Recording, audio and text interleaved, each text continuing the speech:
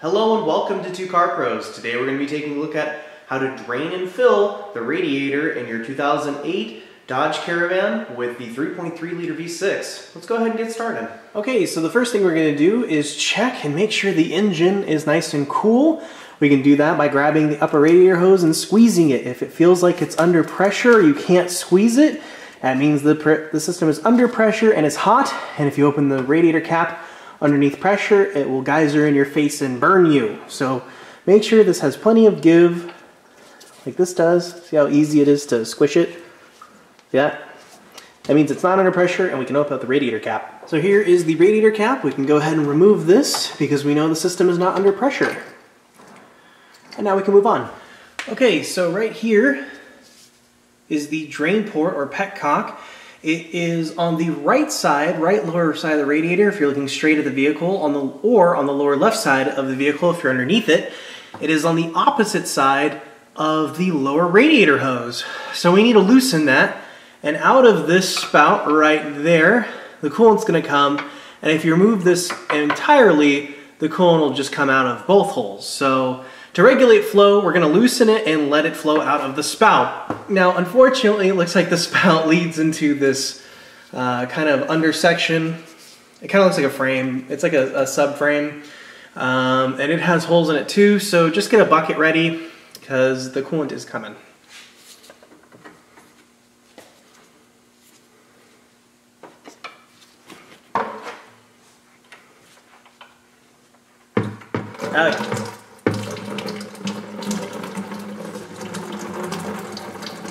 I eventually just got frustrated with how long it was taking holding the bucket, so I took the petcock out completely.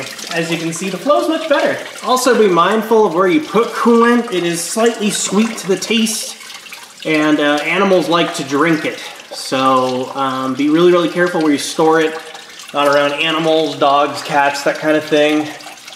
Because it is poisonous, and animals like to drink it. Once all the coolant has drained out, or as much as you're gonna get, slows down to a dribble, or just a couple drops, excuse me. We can reinstall the petcock by hand. And then what I will do is take a standard screwdriver and just twist it a little bit more, not a lot. It's made of plastic, it's brittle, it's fragile, it will crack. And if it's not in good shape and looks cracked, replace it. Other than that, we can move on. Okay, so the next thing we need to do is place a funnel. No, you do not need this funnel. This is kind of a cool funnel I found on Amazon that would make my life a little easier.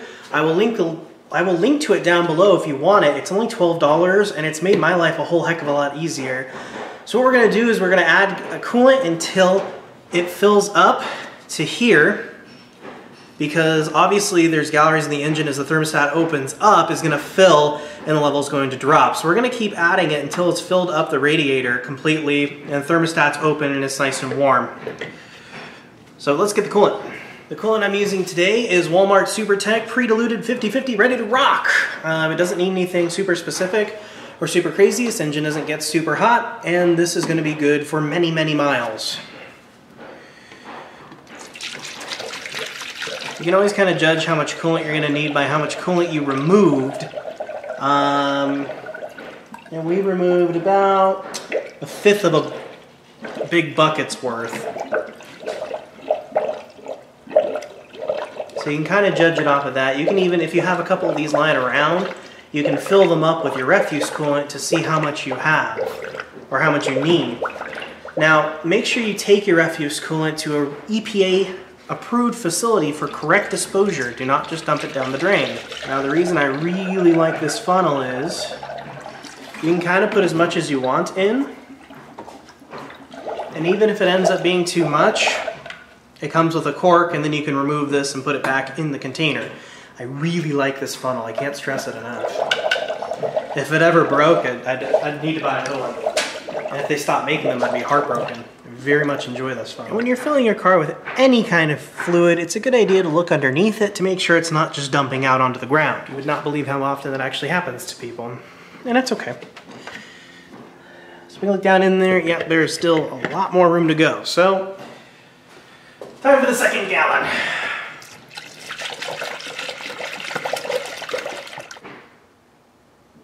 Okay, So now that it's done kind of blooping up, the air is basically being forced out of the system.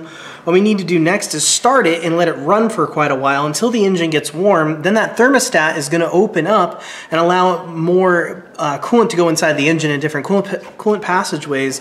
And this might drop, or don't be alarmed if this raises, because the air inside the engine gets hot and expands, and it pushes the coolant out of the way until it kind of blurps up, and then the coolant will take the air's place. So if this level does rise, don't panic, unless it's going to overflow, obviously. Then maybe cap it off and take it away and try to empty some out. But this is a good place to be.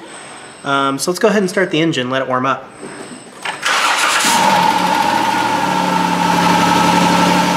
Okay, so now that we have let the engine run for quite some time, all of the coolant galleries have been filled out, which is good. And now we can remove our funnel.